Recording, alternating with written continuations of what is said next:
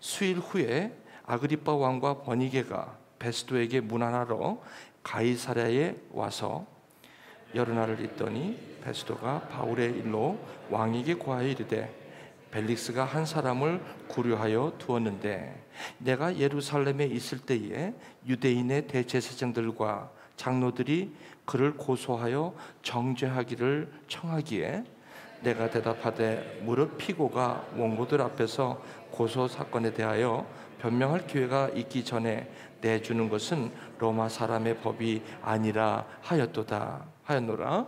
그러므로 그들이 나와 함께 여기 오매 내가 지체하지 아니하고 이튿날 재판자리에 앉아 명하여 그 사람을 데려왔으나 원고들이 서서 내가 짐작하던 것 같은 악행의 혐의는 하나도 제시하지 아니하고 오직 자기들의 종교와 또는 예수라 하는 이가 죽은 것을 살아있다고 바울이 주장하는 그 일에 관한 문제로 고발하는 것뿐이라.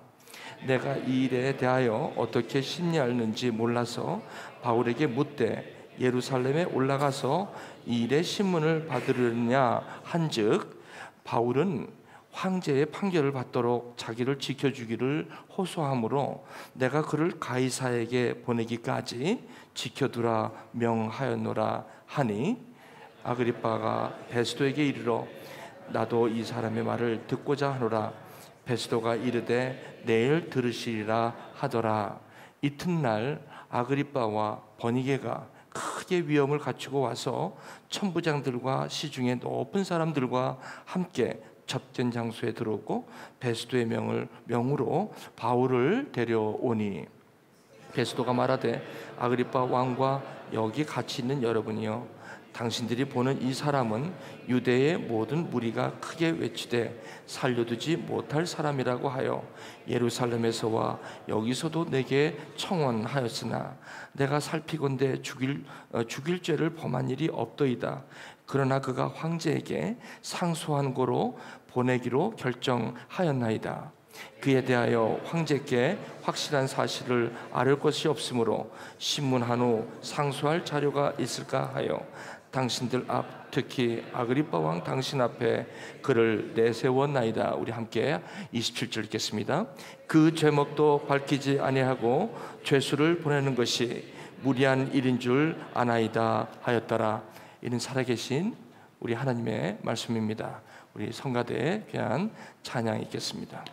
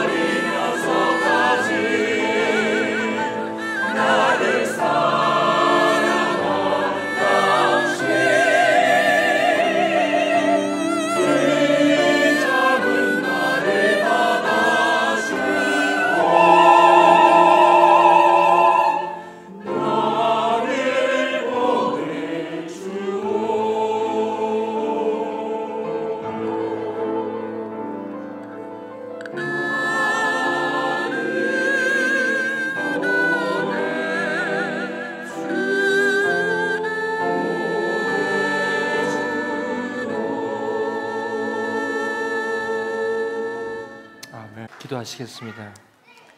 나를 죽기까지 사랑하신 당신, 나를 보내줘. 주님께서 부르신 그 부르심 사명 앞에 나를 보내줘. 주님, 귀한 찬양으로 주님 영광 드립니다. 오늘 말씀 가운데 기름 부어주셔서 듣는 이 하나님의 마음, 아버지 하나님 충만케 임할 수 있도록 예배 가운데 함께하여 주옵소서. 예수님의 이름으로 기도합나이다. 아멘. 연습하실 때는 제가 이게 걱정이 좀 됐었거든요. 근데 여기 본선에서는 항상 그냥 얼마나 잘하시는지 몰라, 은혜가 되는지. 그러니까 연습할 때는 대충 하나 봐요. 여기 올라오셔는 아주 그냥 은혜가 충만합니다. 감사합니다. 가사도 오늘 또 특별히 악기를 이렇게 섬겨 주셔서 감사합니다. 저는 선한 싸움이라는 제목으로 Good Fight, 선한 싸움이라는 제목으로 하나님의 말씀을 나누고자 합니다. 저희 이 성경 말씀은 로마서 15장 4절에 우리 교훈을 위해서 성경은 기록되어 있다고 합니다. 그래서 이 성경은 우리로 하여금 인내하게 하고 또 성경의 위로로 또 우리에게 소망을 갖게 한다고 사도 바울은 로마서에서 이렇게 말씀을 합니다. 오늘 저와 여러분이 봉독하신 이 말씀이 저에게 필요하다면 인내도 하고 또 위로가 되셔서 소망을 풍성하게 얻으시는 그런 복된 여러분이 되시길 바랍니다. 그러기에 저는 모든 이야기들을 뒤로 하고 오늘 하나님의 말씀으로 곧바로 목마릅니다. 달려가십시다. 오늘 13절부터 한 절씩 보시겠습니다. 수일 후에 아그리빠 왕과 버니게가 베스도에게 문안하러 가이사랴에 왔다고 합니다. 지난주에는 이제 베스도가 새롭게 로마 총독으로 부임한지라 그 새롭게 부임하면 정치 행보로 꼭 가야 하는 곳이 예루살렘의 산헤드린이라는 곳에 대제사장들과 서기관들과 장로님의 구성으로 되어 있는 그곳에 가서 아마 인사를 한 것 같습니다. 베스도. 그리고 이제 다시 가이사랴로 돌아왔습니다. 여기에 수일 후에라는 것은 이제 예루살렘에 내려갔다가 아마 가이사랴로 다시 돌아온 듯합니다. 여기 두 명의 인물을 소개하고 있는데 아그리빠 왕과 버니게라는 사람을 소개합니다. 이 두 사람에 대해서는 성경에서 여러 군데 우리에게 이야기하고 있기에 좀 이 두 인물에 대해서는 좀 이렇게 알아보면 참 도움이 많이 됩니다. 이 아그리빠 왕과 버니게에 대한 특별히 아그리빠 왕 이 가문은 예수님의 복음서라든지 특히 사도행전에 보시면 우리 예수님의 특별히 따라다니는 제자들 참 고난을 많이 겪게 했던 그러한 사람으로 소개되고 있습니다. 이 버니게는 참 여인 중에서 참 여러 가지로 삶이 참 혼잡하게 된 자매인데 여기서 버니게는 아그리빠 왕의 친척이면서도 또 동생이면서도 여러 가지 그 개인의 생활에 참 덕스럽지 못한 그런 분으로 소개하고 있습니다. 저는 여기서 13절에서 시간을 많이 소비하지 않을까 합니다. 아그리빠 왕과 버니게는 다음 주 26장 1절로 말씀을 소개할 때 그때 사도 바울이 아그리빠 왕 앞에서 또 버니게 앞에서 나누는 내용을 나눌 때 그때 더 자세하게 아그리빠 왕과 버니게 이 여인에 대해서 여러분에게 좀 나누고자 합니다. 오늘은 이 정도로 하고 한번 넘어가십시다. 14절. 여러 날을 있더니 베스도가 바울의 일로 왕에게 고하여 이르되 벨릭스가 한 사람을 구유하여 두었다. 이 말씀은 무슨 말이냐면 벨릭스라는 사람은 베스도라는 총독의 전임자입니다. 이 벨릭스도 참 개인적으로 삶이 혼잡했던 사람이라 아마도 로마 본국에 의해서 해고가 되므로 아마 본국으로 소환이 된 사람입니다. 아마 벨릭스가 소환이 돼서 그 이후에 베스도라는 총독이 오게 된 건데 벨릭스가 전임자가 사도 바울을 산헤드린에서 고소함으로 죄수의 몸으로 천부장에 의해 가이사라로 옮기고 난 2년이 지난 세월 동안 벨릭스 전임자는 이 미결수로 그대로 구류하고 있었다라고 여기 새롭게 취임한 베스도는 이렇게 여기에 표현하고 있습니다. 그렇다면 여기서 우리가 짐작할 수 있는 것은 이 사도 바울은 로마 시민권을 가진 사람으로 아마 이 벨릭스라든지 이 베스도 총독이 다루기는 쉽지 않았을 것입니다. 그 이유는 두 가지가 있습니다. 여기 구류했다고 하는 것은 아마 밀결수로 잡아놓은 정도로 표현하고 있다는 것이죠. 14절에 누가는 이렇게 표현하고 있죠. 15절에 내가 예루살렘에 있을 때에 유대인의 대제사장들과 장로들이 바울을 고소해서 정죄하기를 그렇게 청했다라고 얘기합니다. 내가 예루살렘에 있을 때라면 여기서 나는 누굽니까? 베스도가 아마 이 산헤드린에 아마 부임하고 자기를 소개하기 위해서 갔을 때에 유대인과 대제사장 장로들 즉 산헤드린 벨릭스 전임자 총독이 있었을 때 사도 바울을 고소한 사람들이겠죠. 그들이 다시 새롭게 취임한 베스도에게 이 사도 바울을 다시 고소를 했다라는 장면이 15절에 나옵니다. 16절 내가 대답하되 무릇 피고가 원고들 앞에서 고소 사건에 대하여 변명할 기회가 있기 전에는 내주는 것이 로마 사람의 법이 아니다라고 얘기합니다. 무슨 말이냐면 정죄를 하고 고소를 하길래 베스도는 뭐라고 얘기했냐면 사도 바울이 로마 시민인 것을 직감적으로 의식하면서 원고들, 다시 말하면 그 위에 유대인의 대제사장들과 장로들이겠죠. 그 원고들 앞에서 이렇게 얘기했습니다. 고소를 하면 로마법은 반드시 피고가 그거에 대한 설명, 디펜스를 할 수 있는 기회를 주는 것이 로마법이다. 이렇게 얘기를 하는 거 보면 베스도가 굉장히 이 사도 바울에 대한 이 고소 사건에 여간 신경이 예민하지 않은 거가 아닌 것 같아요. 아주 예민하게 여기서 반응하는 걸 볼 수 있습니다. 왜냐하면 로마 시민이기 때문에 그렇고 또 한편으로는 유대인들이 고소를 했기 때문에 그것도 유대인들 중에서 기득권층에 있는 산헤드린 거기에서 고소를 했기 때문에 유대인들의 환심을 사는 것도 중요했기에 이러지도 못하고 저러지도 못하는 모습이 여기에 나와 있습니다. 17절 그러므로 그들이 나와 함께 여기 오매 여기서 그들이 나와 함께 왔다는 것은 여기로 왔다는 것은 가이사라로 왔다는 얘기죠. 어디서? 예루살렘에서. 그들이 누굽니까?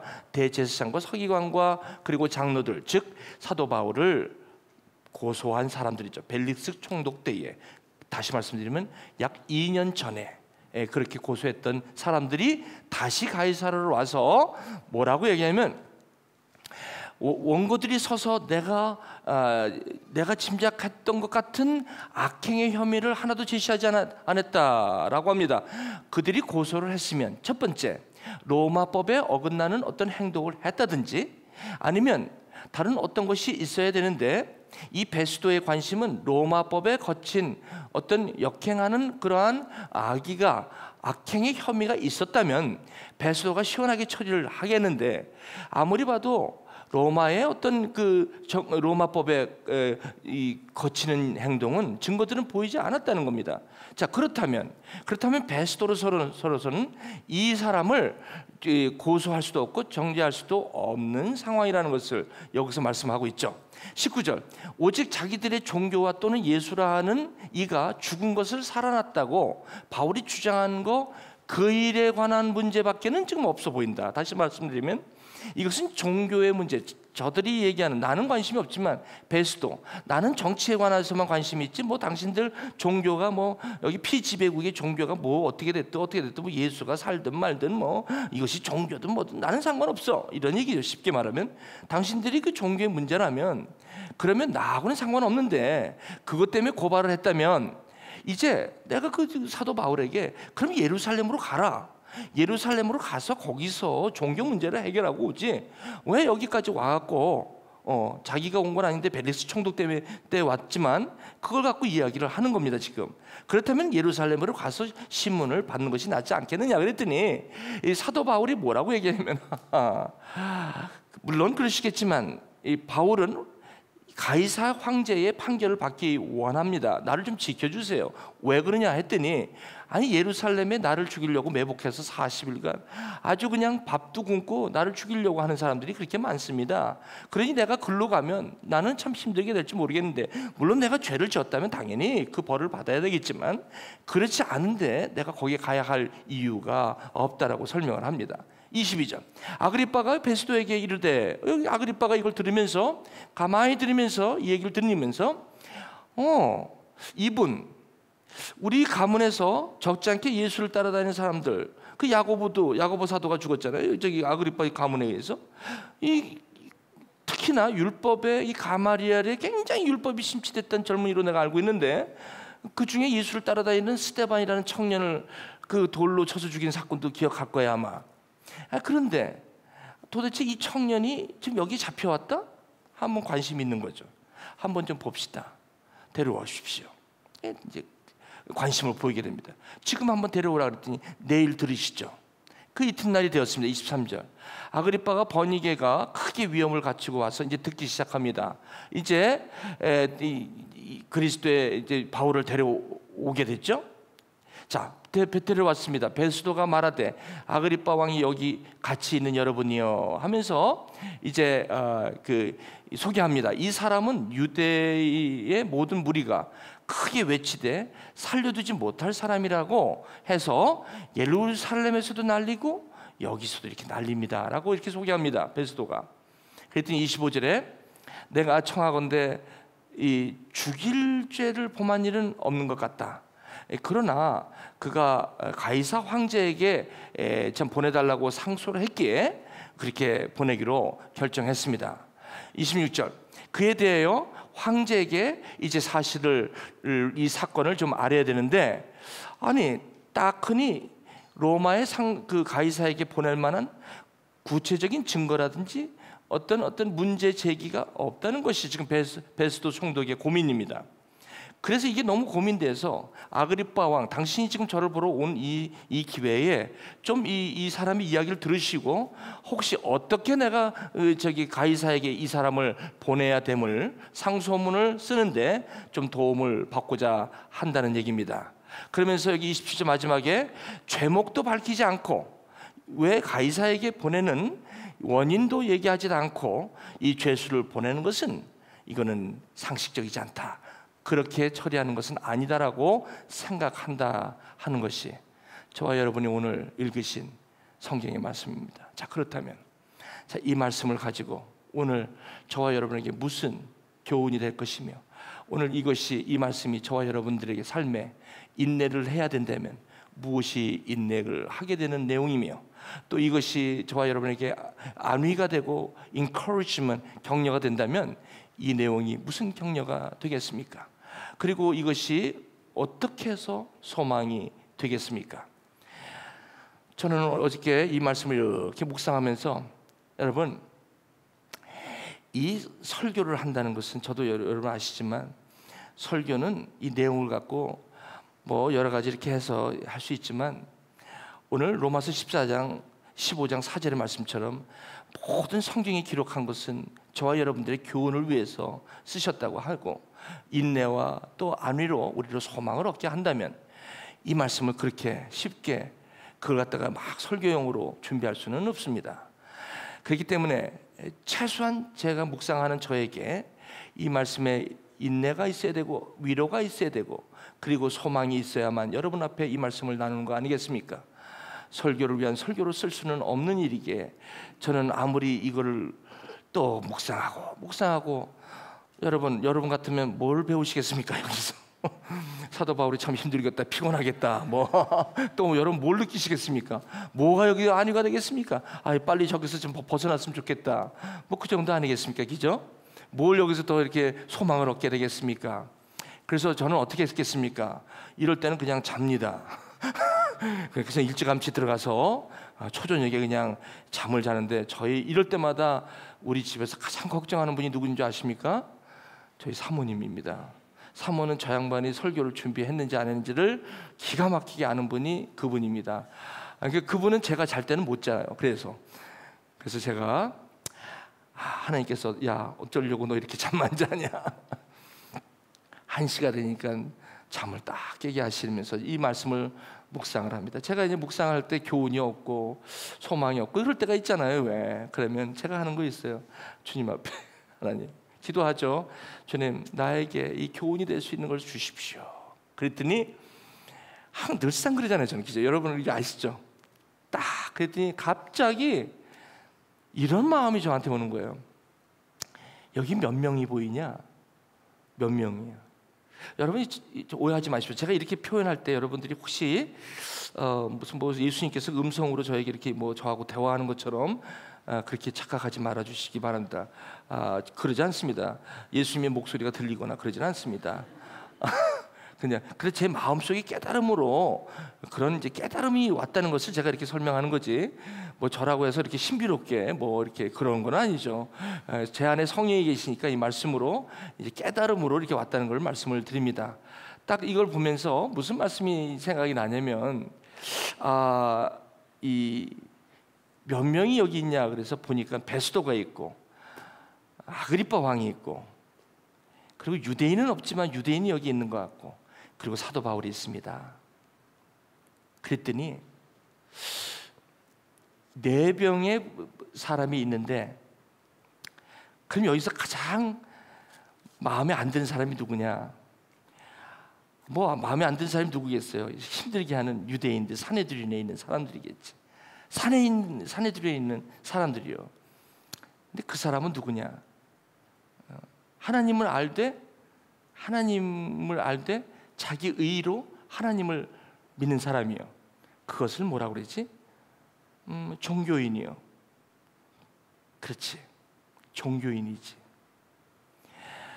하나님을 알되 자기 중심으로 자기 기준으로 하나님을 자기 행위로 믿는 사람들 종교인이지. 그리고 또 누가 있지?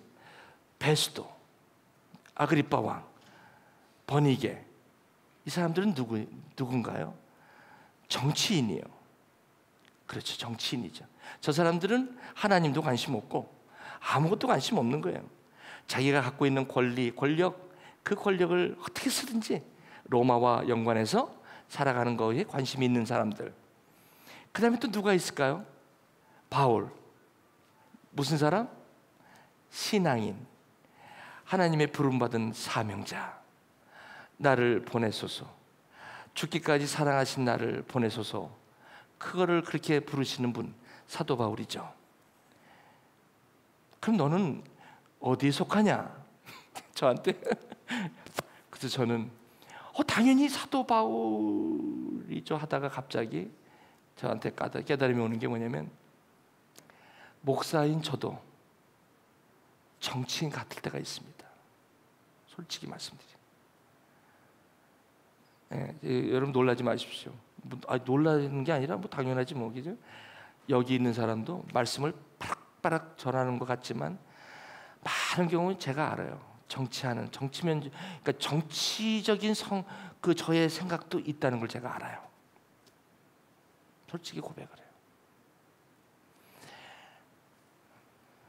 정치는 뭔가 교회 안에서 무슨 정치가 없을 것 같죠? 저도 모르게 어떨 때는 정치하는 모습을 볼 때마다 섬찟할 때가 있어요. 그게 깨달아지니 다행이지 저게 깨달아지지 않으면 나는 아그리빠 왕과 베스도가 안 된다는 보장이 어디 있겠습니까? 그렇게 섬찟할 때가 오는데 다행인 것은 그때 그것을 깨닫게 해주시는 성령님이 있어서 그래요. 저 있어요. 있습니다. 그렇게 해서는 안 되는 걸 알면서 여러분 그냥 갑자기 어떤 상황에 딱 오면 벌썩 나가는 게 사도 바울의 그런 신앙적인 그런 믿음으로 탁 나가는 것 같지만 그러지 않을 때도 있어요. 어떨 때도 있어요. 또 종교인처럼 내가 그럴 때도 있어요. 근데 어떨 때는 어떤 게 오면 저를 정치적으로 그렇게 저의 모습을 보일 때도 있음을 고백을 합니다. 우리 그렇게 해서 제가 나도 그런 부분이 있습니다. 그러면 신앙적인 그 종교적인 면은 없니? 가만히 보니까 왜 없어요? 가리고 내가 하려고 했던 것들이 얼마나 많고 지금도 다 맡기고 주님이 다 알아서 하시지 하지만 어느덧 나도 모르게 내 안에서 불쑥 내가 주도적으로 할 때가 왜 없어요? 있어요. 참 점점 제가 이 말씀을 묵상하면서 밤은 깊어가는데 제가 마음이 낮아지는 거 있죠? 겸손해지는 거 있죠? 그래서 마지막으로 물으시는 게 뭐냐면, 그러면 사도 바울과 같이 부르심의 사명감은 있냐? 그것은 주님이 아시잖아요. 그동안 제가 뭐 온전하진 않지만 그거는 극성맞게 하진 않았습니까? 그랬더니 그래, 그거는 내가 안다. 그렇게 말씀. 그건 내가 안다.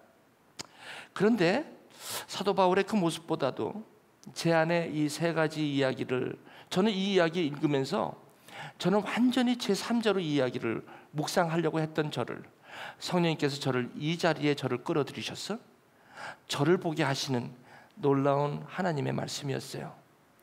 항상 말씀을 묵상한다 하면 묵상을 제3자에서 말씀을 보려고 했지, 저 안에 내가 있음을 깨닫는 것은 복음의 능력 중에 능력이요, 하나님의 능력인 걸 이내 깨닫게 됩니다. 그것이 은혜인 것 같아요. 이 말씀 속에서는 나하고는 상관없다고 생각한 이 말씀이 어느덧 깊이 묵상하면서 그 안에 내가 있음을 보게 되는 것, 이것은 복음의 능력이요, 하나님의 은혜인 줄 믿습니다. 이 말씀을 보면서 저를 보게 되니 겸손해지고 마음이 편해지고 자유해지는 모습을 제가 보게 되면서 그때부터 이제 은혜의 폭포수가 흘러들어오기 시작하는 거예요. 그때부터 주님과, 그게 웬일입니까? 새벽에 일어나서 주님과 교제를 하면서 그 밤이 지나가는 게 어떻게 시간이 지나간지 모르고 바깥에 딱 보니까 훤해진 거예요. 시간을 보니까 7시가 되었습니다. 저는 여기서 무슨 생각을 했냐? 나에게도 세 가지가 있는데, 저렇다면 나는 정치인이 될 수도 있고 종교인이 될 수도 있고 신앙인, 저렇게 사명자가 될 수도 있는데, 그럼 나는 어떻게 하면 하나님의 부르심 앞에 one way, 오직 한 길, 이 길로 홀쩍 저 사도 바울처럼 저렇게 갈 수 있을까라고 묵상하는 가운데 저는 이것을 깨닫게 되었습니다. 신자가 왜 종교인이 되는가? 내가 종교인이 된다고 할 때 어떤 상황에서 내가 종교인이 될까? 즉 다시 말하면 이 대제사장들과 서기관들과 장로들처럼 하나님을 내가 열심히 믿기 때문에 오히려 그 믿는 그 믿음이 오히려 복음을 믿는 자들을 핍박하고 오히려 자기 노력으로 자기 힘으로 믿으려는 그런 종교적인 모습은 왜 있을까라고 보니까, 오늘 출애굽기 24장 1절에 2절에 보니까, 여러분 출애굽기를 보시면 모세가 하나님께서 이스라엘 백성들을 홍해를 건너서 은혜로 부르십니다. 그래서 광야로 나왔는데 맨 처음에 나올 때는 뭐라고 출애굽기 3장에 얘기하냐면, 하나님께서 모세를 부르시면서 야, 가서 내 히브리 민족, 내 백성을 광야로 이끌어내라. 그 목적은 젖과 꿀이 흐르는 그 땅을 내가 그들에게 주리라라고 얘기했는데, 가끔 그 후반에 보면은 광야로 사흘쯤 가서 제사를 지내게 한다라는 말이 금방 나와요. 저는 맨 처음에 출애굽기 3장을 읽을 때, 아니 도대체 약속의 땅으로 보내신다는 거예요? 아니면 광야에서 사흘 동안 가서 광야에서 제사를 드리는 거예요? 아니 여기서 이 출애굽하는 목적이 뭐예요? 저는 그 두 가지 목적을 발견하게 됩니다. 그래서 저는 기대가, 그러면 홍해를 나오면 어디로 가야 됩니까? 일주일 거리인 약속의 땅으로 가는 것이 정석이죠. 그것이 주님께서 약속한 것이니까. 그런데 성경은 그렇게 인도하지 않고 어디로 인도하냐면 시내산으로 인도하는 거예요. 시내산에서 왜 인도하나 봤더니 거기서 약 11개월 조금 못 미치게 시내산에서 구름이 멈춰요. 멈추면서 그 백성들을 거기서 율법을 받게 하고 모세를 이 호렙산, 이 시내산에 올라오라고 초청합니다. 그 장면입니다. 저는 여기서 너무나 많은 것을 깨닫게 됩니다. 사랑하는 교회 여러분, 혹시나 저와 여러분들이 신앙생활 한 지 오래되셨는데 믿는 것이 다 이런 거지 뭐, 뜨거움도 없고 그쵸? 이렇게 되다 보면 천국은 가는 것 같고 구원은 분명히 받은 것 같으니 그냥 뭐 이렇게 가면 되지 해서 그냥 뭐 그렇게 뭐 믿는 것에 대해서 그렇게 뭐 그렇게 시려서 않게 이렇게 혹시 살아가시다 보는 그런 분은 없으시죠? 그러다 보니까 조금 답답하고 삶이, 특히 이제 연세가 이렇게 드시면서 조금 답답해. 제가 이제 60이 되니까 이 생각이 자꾸 그런 생각이 들 때가 있어요. 이렇게 살아도 되나? 이럴 때가 있는 거예요. 그게 연세가 드시는 분은 그게 있는 거예요. 왜냐하면 날이 가까우는 걸 직감하는 거죠. 그러니까 이거 기회가 오늘 이거 확실하게 살아야지 이런 마음이 드는 거죠. 그럴 때 여기에 대해서 고민하게 되는 거예요. 뭔가 하나님을 믿었는데, 오래 믿었는데 이 뭐가 내 안에 뜨거운 거 없고 확신도 없는 것 같고 이렇게 살아도 되나 고민하기 시작하는 분들, 이런 분들에게 오늘 이 말씀을 드립니다. 이 종교인으로 되는 것 같아요.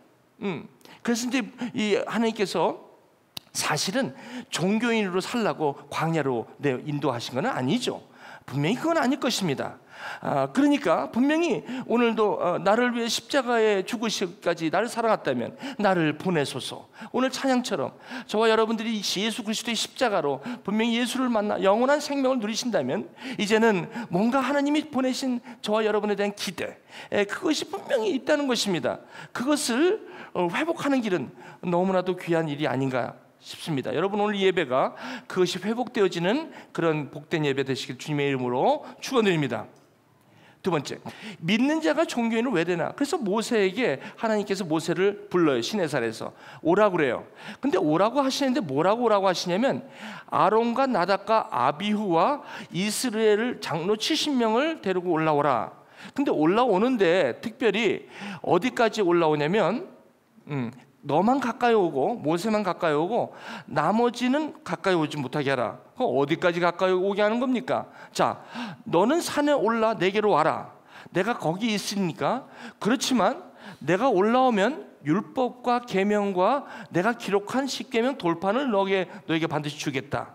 그 모세야, 너 있지? 너 따라다니는 사람 여호수아 같이 올라와라. 둘이 나랑 같이 올라와. 나머지 아론과 거기 장로 72분들은 여기까지는 오게 하지 마라. 그래서 뭐라고 하냐면 너희는 여기서라는 게 어디냐면 어느 정도 산에 올라오게 하신 거예요. 여기서 좀 있어라. 우리가 내려올 때까지 여기 있어라고 부탁을 합니다. 그리고 특별히 아론과 홀에게 여러분들이 여기서 무슨 일이 있으면 아론과 홀과 함께 있어라, 이렇게 얘기를 하고 갑니다. 그러고 나서 40일 동안 모세가 지금 산에 있는데, 아니 이건 지금 아직도 모세가 그 산에 있을 때입니다. 여기에 백성들이, 그 진에 있는 백성들이 뭐라고 얘기하냐면, 아니 모세가 어디 갔냐는 거예요. 우리를 인도할 모세가 어디 갔냐? 근데 그 옆에 보니까 어떤 사람이 하나가 보입니다. 아니 우리를 신을 좀 만들라. 모세가 우리를 애굽 땅에서 인도낸 사람은 어찌 됐느냐? 그랬더니 그 우리를 인도할 신을 만들라. 여기서 이 신이라는 것은 여기서 무슨 우상을 만들려고 이런 게 아니라, 여기서 신을 만들라는 것은 이 사람들이 얘기는 사실은 이 신이라는 단어는 성경에서 얘기하는 창조주 하나님이세요. 그 하나님을 달라는 건데 이 사람들은 그 하나님을 만드는 줄 알아요. 왜? 모세가 없으니까. 자, 그 다음에 지금 이렇게 되니까 갑자기 여기 제가 말씀을 요 다음에 나오는데 요까지, 요 다음에 누가 나오냐면 요 내용을 아론이 요 얘기를 들어요. 그래갖고 아론이 금송아지와 이거를 만들어내요. 자기가 새겨냅니다. 요까지를 제가 좀 차트로 여러분에게 좀 말씀을 드릴게요. 왜 우리가 종교에 빠지는가? 왜 예수가 신앙으로 시작했다고 왜 종교인이? 요즘 종교인 참 많습니다. 여러분과 제가 종교인인지 신앙인인지 한번 이번 기회에 한번 우리가 셀프 exam 하는 거는 너무너무 중요하다고 봅니다. 먼저 믿음은 은혜로 시작합니다. 홍해를 건너는 것은 믿음으로 그냥 따라와서 그냥 그 모세를 따라와서 그냥 홍해를 건너는 거죠. 유월절 어린 양의 피로 말미암아 피를 볼 때 너희를 죽음의 신이 너희를 패스 오버 하겠다고 해서 마지막 재앙으로 홍해를 걷는 건 은혜입니다. 뭐 이스라엘 백성들이 뭘 해서 뭐 구원받은 거 아닙니다. 그리고 이제 시내 산에 와서 십계명을 이제 받게 되죠. 이 십계명을 보면 사실은 원래 이 율법을 주신 것은 사실 지키라고 준 것보다는 그것을 깨달으라는 것이죠. 다시 말하면 이 복음밖에 없다는 겁니다. 그러니까 이 율법을 깨닫는다는 것은 복음을 깨닫게 하는 거죠. 복음의 능력과 복음의 은혜를 깨닫게 하는 게 사실 율법입니다. 그런데 율법을 깨닫게 하기 위해서 복음인데, 이걸 하기 위해서는 아까 그 아론과 홀과 그 사람들이 그 산에 올라와서 거기서 하나님과 좀 있으라고 할 때 있어야 돼요. 다시 말씀드리면 그냥 가나안 땅, 약속의 땅에 쭉 일주일 만에 갈 수도 있지만, 하나님께서는 가나안 땅에 가는 게 목적이 아니라 하나님의 백성이 되는 게 목적입니다. 그렇기 때문에 백성이 되기 위해서는 하나님의 말씀에 expose가 돼야 된다는 거죠. 하나님의 말씀이 뭔지를 알아야 된다는 거죠. 그것을 위해서 그 아론과 그 여호수아와 모세와 그리고 거기는 70인의 장로들을 거기에 산 중턱에 거기까지 올라오라고 그런 겁니다. 그 얘기는 뭐냐면, 백성들, 진을 치고 있는 백성들에서는 최소한 나와라, 좀 말씀을 들어라는 것입니다. 이것을 듣지 않으면 이게 종교로 빠진다는 겁니다. 이 율법과 계명을 이거를 받았는데도 불구하고 이게 자기 행위로 이것을 복음으로 깨달아야 되는데, 복음으로 깨닫는 게 아니라 자기의 노력으로 이걸 하게 되다 보니까 어디로 갑니까? 세상으로 갑니까? 진이라는 것은 세상입니다. 하나님의 임재가 없는 곳, 그곳은 하나님의 먼 곳이에요.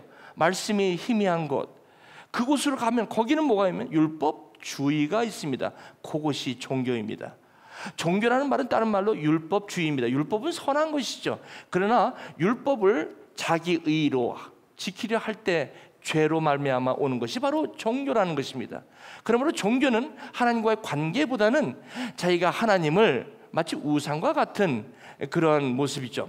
이게 이제 종교가 된다. 그러면서 종교가 빠지는 이유는 하나님의 임재를 떠나 있을 때, 하나님의 말씀에 떠나 있을 때, 이때 가장 종교로 빠지기가 쉽다는 겁니다. 왜?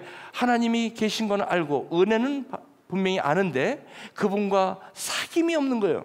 그분과 관계가 없는 거예요. 그러다 보니까 벽에 걸어놓은 십자가로 바뀌어버리고 마는 것이죠. 그게 종교 십자가죠. 여기까지 온다는 거예요. 자, 그 다음에 그러면 아론이 내려왔어요. 이 백성들이 신을 만들어 달래요. 여기서 아론이 여기 등장합니다. 바로 2절입니다. 32장 2절. 아론이 그들에게 이르되 너희 아내와 자녀의 귀에서 금고리를 빼앗아 갖고 와라. 아론은 지금 누구냐면 모세와 함께 있었던 형제입니다. 아론이 이럴 사람이 아니에요. 한번 생각해 보십시오. 아론이 열재앙을 통해서 이 이스라엘 백성들이 출애굽할 때 이 열재앙을 다 목격한 사람이고, 특별히 모세 옆에서 따라다니던 사람이에요. 아니, 이 사람이 아까 여러분 아시잖아요. 산에 거기서 머물러 있으면서 그 주님의 임재 앞에 거기서 중보하고, 거기서 좀 같이 그 70인의 그 장로님들과 좀 같이 좀 거기서 좀 있으라고 했더니 어느새 진으로 내려온 거예요. 홀은 거기 있는 모양입니다. 홀은 안 나와요. 아론만 나와 있어. 그러니까 언제 여기 어디 왜 나왔나 봤더니 여기 내려와 있는 거야. 진에 내려와 있는 거예요. 진에 내려와 있으면서 하는 것이 이제 뭐냐면 여기서 이 얘기를 하는 거예요. 백성들, 여러분, 리더십은요, 특별히 어느 단체나 어느 가정이나 어느 교회나 리더가 있습니다. 섬기는 자가 있습니다. 여러분, 섬기는 자에 따라서 섬기는 자는 무조건 어쨌든 섬기는 리더가 있다는 것은 팔로워가 있다는 거예요. 근데 그 팔로워가 많이 있고 없고를 떠나서 어떤 방향으로 리더하느냐가 굉장히 중요한 거 아닙니까? 지금 여러분, 리더가 다른 방향으로 인도해도 사람 많습니다. 여러분, 이 엉뚱한 방향으로 인도한다고 해서 사람이 없는 거 아닙니까? 신천지 거기에 사람이 안 따라가는 사람이 없습니까? 얼마나 많은데요. 여러분, 리더는 사람이 따라오게 돼 있어요. 그것이 신천지든 뭐든 따라가게 돼 있습니다. 따라가게 돼 있어요. 여기 왜 아론이 저런 리더십이 아니었는데 어쩌다가 저렇게 나락으로 타락하고 맙니까? 이것은 남의 얘기가 아니라 여기서 이 말씀을 여기는 사람도 저 대상이 될 수 있다는 소리입니다. 여기서 아무리 말씀을 기가 막히게 전해도 내일을 보장할 수 없다는 것입니다. 진을 떠나면, 산을 떠나면, 하나님의 성막에 하나님의 영광을 떠나면 반드시 금송아지 아니라 금송아지 할아버지를 만들지도 모릅니다. 처음에는 잘 나갑니다, 은혜로. 그런데 10,000명, 20,000명, 30,000명이 되면 건물도 없다가 건물이 이런 게 생기고 눈이 뒤집힙니다.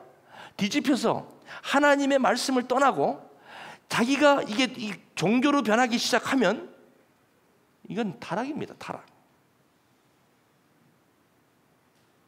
이거는 누구에게도 장사가 없습니다. 이 종교병은 굉장히 무섭습니다. 이 종교는 곧바로 우상을 만들게 되어 있습니다. 아론이 그들의 손에서 금고리를 받아 부어서 조각칼로 새겼다. 여기서 새겼다는 것은 형상을 만들었다는 건데, 이건 정면적으로 지금 시내산에 올라가서 십계명을 받아서 내려오는 그 장면에 내 하나님의 형상을, 다른 형상을 만들지 말라고, 그렇게 우상을 섬기지 말라고 하는 판인데, 밑에서는 지금 아론이 저렇게 하고 있다는 거예요. 모세는 아론이 지금 산 위에 있는 줄 알았겠죠. 근데 하나님께서 얘야 빨리 내려가라, 애굽 땅에서 낸 너의 신이로다 하면서 지금 아론이 저렇게 얘기하니까 뭐라고 합니까? 하나님께서 뭐라고 그랬어요? 내려가라 빨리. 그리고 아론이 뭐라고 합니까? 금송아지를 만들어 놓고 내일은 여호와의 절기다, 주일 예배입니다. 종교인에게는 주일 예배가 굉장히 중요해요. 주일 성수가 너무 중요해요. 여러분 오해하지 마십시오. 주일 성수를 지키지 말라는 거 아닙니다. 종교인의 특징은 다른 건 전혀 신경 안 써. 주일만 참석하고 가면 I'm done. 종교인의 굉장히 티피컬한 모습입니다. 집에서는 뭐 이거 성경 한번 볼 새가 없어. 그분하고 뭐 이렇게 대화하고 이런 것도 없어. 주일 한번 30분 딱. 30분도 저희 교회는 좀 길어갖고 1시간 하면 우리 교회는 많이 그래도 익숙해 있어요. 다른 데 가면요, 다른 데 뭐 25분, 30분 보통 목사님들이 이렇게 설교하는데 1시간 하는 날은 장로님이 꼭 부른대요. 저 좀 보시죠, 목사님. 그래, 왜요? 그렇게 오래 하시면 안 되죠. 이런답니다. 그래서 쫓겨난다고 합니다. 난 모르겠어요. 제가 좀 가끔 제가 잘 나가다가 이렇게 이런 바른 말을 할 때가 있어요. 죄송합니다. 그러면서 뭐라고 하냐면 번제 드리고 화목제 드리고 다 해요. 형태는 다 갖춰요. 보세요. 금송아지는 이 안에 딱 갖고 있고 겉으로는 똑같이, 누가 보더라도 똑같아요. 그 안에 사람들도 많고 이 찬양팀 뭐 성가대 빡빡하게 다 있어요. 아주 다 있는데 뭐가 없어? 이 안에 말씀이 없는 거야. 금송아지가 딱 있는 거야.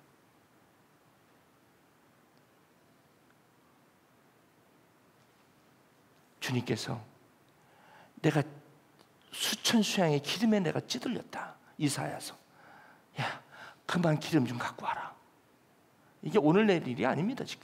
지금 이렇습니다. 예배가. 그리고 이 예배주의, 교회는 그냥 주일 예배만 잘 드리면 모든 게 다 된다 이래갖고 예배가 삶이 아니라 의식화돼 버리는, 이게 지금 현재 바로 금송아지의 모습이 아닌가 그렇게 봅니다. 주님께서 여기서 빨리 내려가라, 빨리 내려가라. 왜요? 뭐예요? 여기서 뭐라고 그래요? 부패하였도다, 썩었다.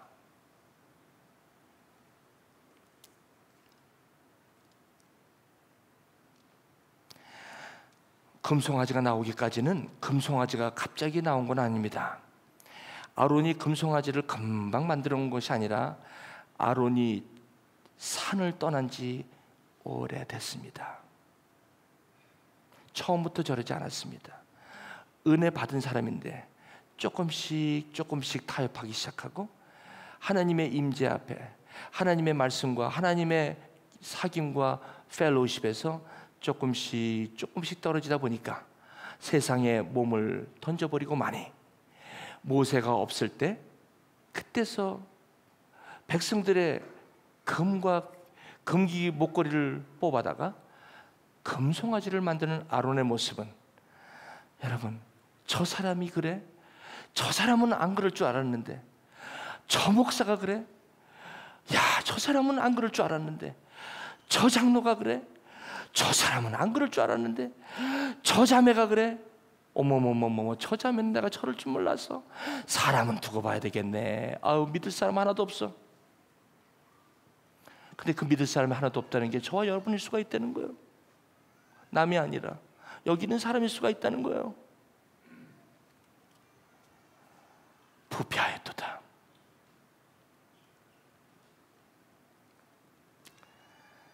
여러분, 이제 여기서 종교가 되면 이제 부패로 갑니다. 근데 복음이 되면 광야로 가는데요, 광야는 섬김, 주님의 마음을 배워요. 그런데 이게 율법주의는 뭐가 되냐면 이게 금송아지를 만들어버려요. 참. 그래서 우리가 이 광야에서 참 훈련받고 하나님을 교제하는 법을 배우고, 신명기 8장 1절에서 이하에 보시면 내가 너희를 40년간 광야로 인도한 것은 사람이 떡으로 사는 것이 아니라 하나님의 입에서 나오는 말씀으로 살아야 되기 때문에 내가 광야로 인도한 거야. 일주일 만에 곧바로 가나안 땅으로 갈 수도 있었지만 그게 내가 목적이 아니야. 내 마음, 하나님 마음, 그 마음을 말씀으로 훈련받고 거기서 백성이 되는 것을 원하는 거야. 근데 그 진을 떠나고 1세대가 망하는 건 뭐예요? 금송아지 만들어 놓고 거기에 우상이 생겨지는 거죠. 결국 우상은 어디서부터 왔습니까? 우상은 다른 데서 온 것이 아니라 바로 하나님의 임재에서, 하나님의 말씀에서 조금씩 멀어지다가 결국에는 금송아지가 되는 것이지 아니겠습니까? 사랑하는 교회 여러분, 저와 여러분 얼마나 저와 여러분 주님과 교제하십니까? 너무 바빠요. 바로 밑에 있던 백성들이라 벽돌을 만들어서 그 일당을 해내야 되는 그런 백성들의 습관이 있다가 갑자기 광야에 와서 여러분 답답한 거예요. 바람과 돌과 그리고 추위밖에 더 있겠어요? 거기서 할 것이 무엇입니까? 거기서 하나님의 말씀을 보고 배워야 하고 그분을 따라 훈련을 받아야 됨에도 그것을 떠나게 되면서 이제 체질에 맞는 게 뭐예요? 금송아지 만드는 건 기가 막히게 만듭니다. 여기서 이게 뭡니까? 복음에는 내가 복음을 부끄러워하지 아니하노니, 이 복음은 구원을 주시는 하나님의 능력이 됩니다. 첫째로는 유대인이요 그리고 헬라인에게로다. 복음에는 하나님의 의가 나타나서 믿음으로 이르게 하나니, 오직 기록된 바 오직 의인은 믿음으로 말미암아 살리라. 다시 말씀드리면 홍해 걷는 것 갖고는 견딜 수가 없다는 겁니다. 1세대는 죽고 만다는 겁니다. 40년 그걸 통해서 이 가나안의 요단강을 건널 수 있는 믿음이 없이는, 이 믿음에 이르지 않으면 안 된다. 무엇입니까? 아브라함으로는 안 된다는 거예요. 믿음으로 아브라함, 나 중심 한 아버지, 한 나라의 아버지, 이거 가지고는 이삭을 못 난다는 거예요. 이거 갖고는 안 된다. 반드시 아브라함이 돼야만 이삭이 나오는 거예요. 여러분, 이 얘기가 저한테 너무나 은혜예요. 이삭은 아브라함의 자식이 아닙니다. 아브라함의 자식이죠. The father for many nations. 열국의 아버지 통이 됐을 때 이삭을 주시는 거죠. 예루살렘 유대인 중심으로 시작했던 교회는요, 절대로 하나님의 마음을 품을 수가 없었습니다. 그래서 안디옥으로 간 것은 바로 열방을 품기 때문에 간 것입니다. 시몬은 장차 개발하고 하지만 시몬은 자기 중심이었던 사람이에요. 그것이 나중에 베드로가 됐을 때 사도행전이 열리는 거 아닙니까? 이것이 믿음으로 믿음에 이르는 것입니다. 많은 사람들이 여기서 죽고 맙니다. 여기서 끝나고 맙니다. 여기서 종교로 망하고 맙니다. 여기 첫 번째 여기 믿음에서 딱 이래버리고 여기서 안주해버리고 말고 여기서 종교로 끝내버리고 사는 사람들이 너무너무 많은 겁니다. 여기는 신천지가 놀기 좋습니다. 신천지가 놀기 참 좋은 인바이러먼트입니다. 왜? 하나님의 말씀에 분별했기 때문에. 여기는 치고 들어가면 다 걸립니다. 그래서 많은 교회들이 신천지 때문에 신천지를 무서워할 이유가 뭐 있겠습니까? 그 이단을. 그런데 너무나도 교회가 이게 산에서 이 하나님의 임재가 너무 약한 거예요. 말씀이 너무 약하다 보니까 막 치고 들어오는 거야. 막 가정도 마찬가지요, 자녀도 마찬가지요, 교회도 마찬가지요. 모든 공동체들이 휘청휘청하는 겁니다. 지금 제가 이것을 거꾸로 한번 말씀해보겠습니다. 율법주의에는 자기의 의의가 나타나서 행위에서 행위에 이르게 하나니 오직 죄인은 행위로 말미암아 살리라. 이런 말씀은 없습니다. 이게 이런 것이 있습니까? 이렇게 산다는 겁니다. 제가 이걸 묵상하면서 이게 남 얘기가 아니라 제 얘기라는 겁니다. 목회자 바쁘다고 여기 뛰고 저기 뛰고 다니면서 말씀 안 보고 묵상 안 하고 돌아다니다가 보면 금송아지 만듭니다. 그리고 여기서 뭘 설교하겠습니까? 금송아지 여기다 하나 갖다 끼워놓고, 여기다 금송아지 갖다 끼워놓고, 금송아지가 있나 보자. 금송아지 딱 끼워놓고 번제 드리고 소제 드리고 드리자는 거예요. 예배 얼마든지 해낼 수 있습니다. 여기 안에 금송아지 갖다 끼워놓고 얼마든지 은혜롭게 찬양하고, 여기 찬양하고 성가대하고 남이 보면 굉장히 은혜롭게 할 수 있습니다. 아멘. 그럴 수 있습니다.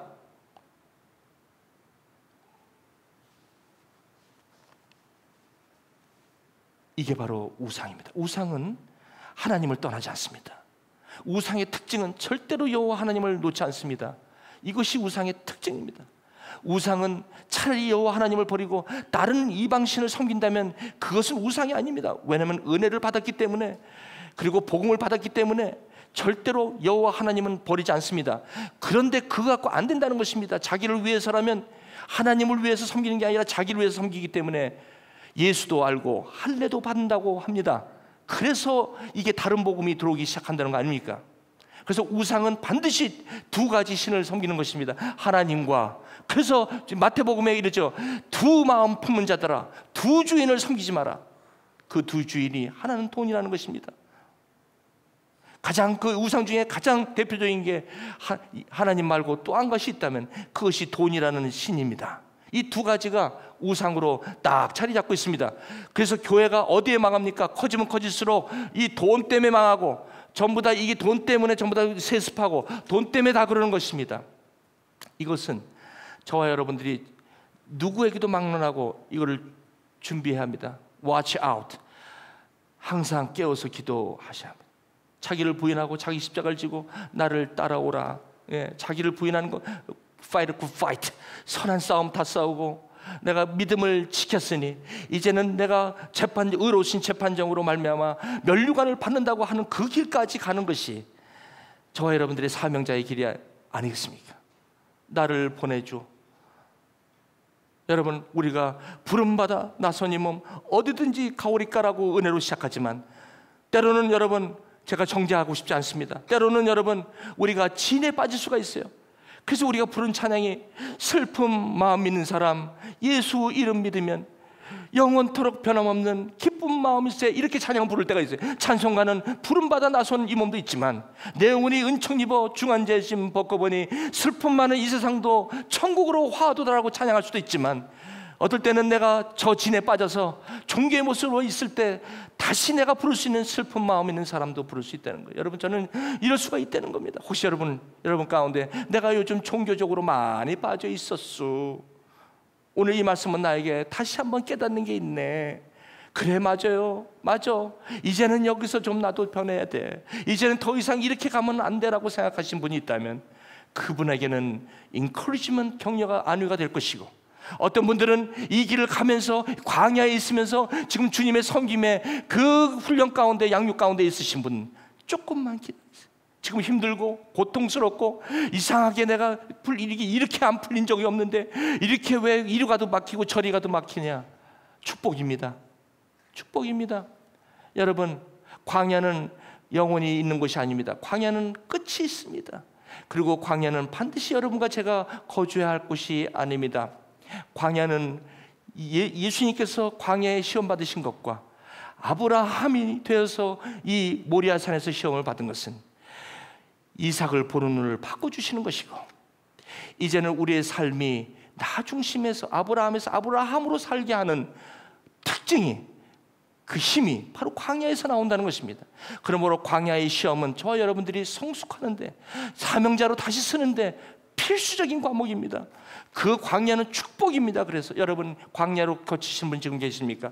여러분, 그 광야가 고생이 아닙니다. 고생과 고난은 다릅니다. 고난은 반드시 하나님의 선한 뜻이 있고, 하나님과 저와 여러분들을 이제는 나 중심에서, 이제는 하나님 시각으로 바뀌는 그런 시각이 바로 광야의 테스트입니다. 여러분, 이 광야를 즐기십시오. 하나님, 모든 상황 속에서 주를 바라보라는 말씀,